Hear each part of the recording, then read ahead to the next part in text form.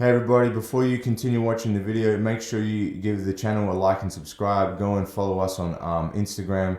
Go and check out all the different social media scenarios. Make sure if you're enjoying the content, go there, like, subscribe, follow, so we can keep putting stuff out. If you've got any questions, leave a comment.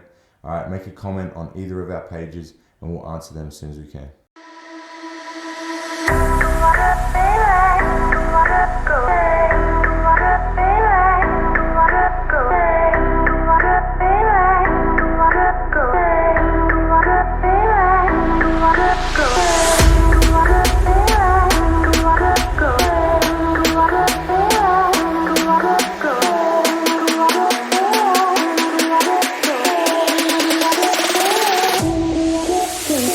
This is another funny story.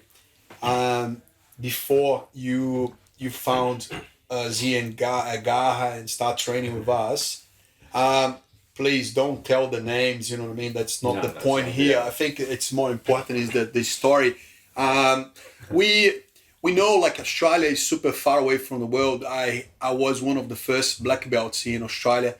Definitely like probably one or two. First full-time gym in Brisbane, 100%.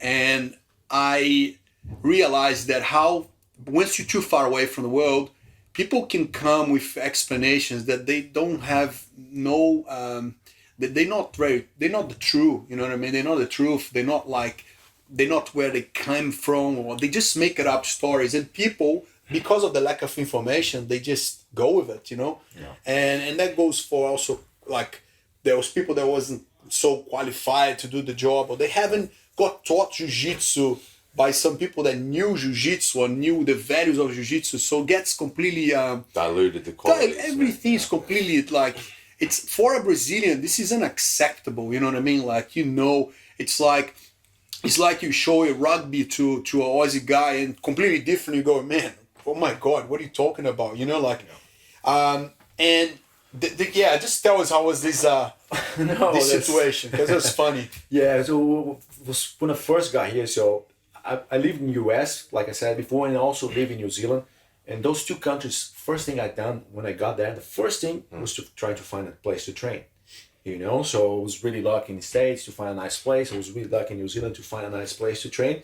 And at first, first place I went was the place I stayed for a long time training. And I thought we'd be having this same thing here in Australia. So I where I was living, I Googled it and I found this place close to home. I was like, oh, perfect. I was just gonna go there. And then I went there in the evening and there was just a beginner's training going on. And I was introducing myself to the lady on the front desk, and I saying that I was a black belt in judo and jiu-jitsu, that I've arrived from Brazil like a week before. And then she said, oh, this is not a training for you. This is just beginners. So you need to come back tomorrow. Tomorrow will be an instructor's trainer. So there'll be a high level. So come back tomorrow at midday and you're going to be fine. Next day, I get my gear, everything, and I go to the place to train. And I get that there was 3 black belts on the mat and a few purple belts and blue belts. And I was like, all right, nice. You got even some black belts here, right? Man, when I went inside to the locker room and got back, 2 of the black belts, they left. They were with the gi, the belts tied, they were on the mats, ready to train. When they saw a black belt coming from Brazil, they left. They just left. When I got back, there was no one there. Man, I don't know if they were afraid of me, thinking I was a big shot from Brazil, but like you said, man, like if you come from a place that you train with everyone, and what a great opportunity, man. You have someone coming from a Brazilian black belt from Brazil. It's not that I'm the best in the world, but I'm just arriving from Brazil. You have the opportunity to train with someone like that, and you just leave because you are afraid of, I don't know, show your technique or. Yeah, man, but that was dodgy. I was expecting to train, and at the end I ended up training just with some. Or you were a black belt at the time that you went there. Yeah, I was a black belt. Yeah, and then I ended up training with the blue belts and all the white belts, and I got really disappointed because I used to be in the same situation that you were training in a gym and some black belt shows up and you don't know if it's a good or bad, but you want to try. Yeah, everyone wants Oh to man, try. that feeling is amazing. Yeah, Having yeah. someone different, you know, high level guy, different different company. techniques. You know, doesn't matter if you're gonna get smashed or not, but you just want to try. You don't go home, you know. You stay and get smashed if it's the case, you know. And yeah, I got really disappointed. So next day, I Googled it again, and I found Garra.